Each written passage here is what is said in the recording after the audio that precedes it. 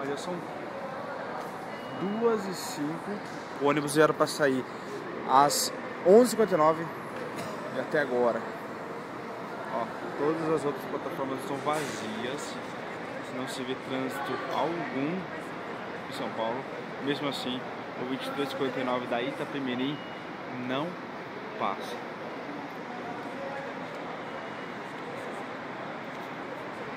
Ó, pessoas idosas.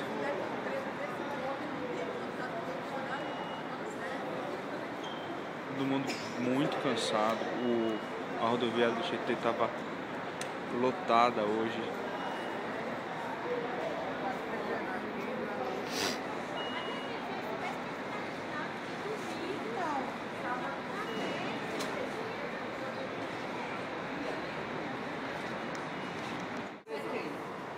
Sou o carregador que defendendo ele. Eu não quero saber. Eu quero falar com a Itapemirim, não quero falar com o carregador, com o despachante. Eu quero saber quem é que vai resolver. Você como carregador. A NTT resolve. Mas a NTT não sabe resolver as suas velocidades. Vamos à reunião. Eu vou. Eu também vou. Todo mundo. Se vira, pega dinheiro, vamos embarcar. Chega nessa palhaçada. Isso é palhaçada! Quem é que vai resolver? Isso é falta de respeito! Ana! De respeito! Ana, você é responsável? Vem aqui. Eu não quero saber. Pega dinheiro e come uma porra de uma passadinha pra gente. Incompetência!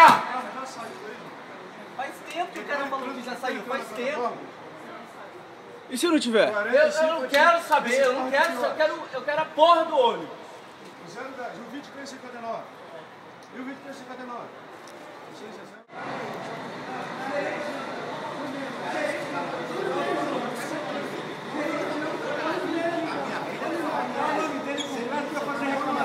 Eu quero reclamar dos caras. Também, você não viu você reclamar. Não, eu não quero, não. Eu quero o nome dele completo. Eu quero saber exatamente o nome dele e o gerente não está fazendo.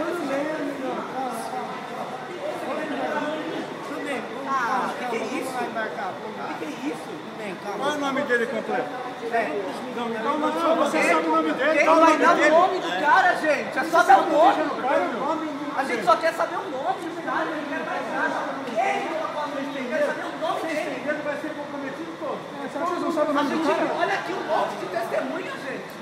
Você não sabe o nome do cara? O gerente tratou a gente com decência e trouxe o ônibus em 10 minutos. E vocês não fizeram isso. Um absurdo. E o cara também pôr a mão em mim. Ah, merda.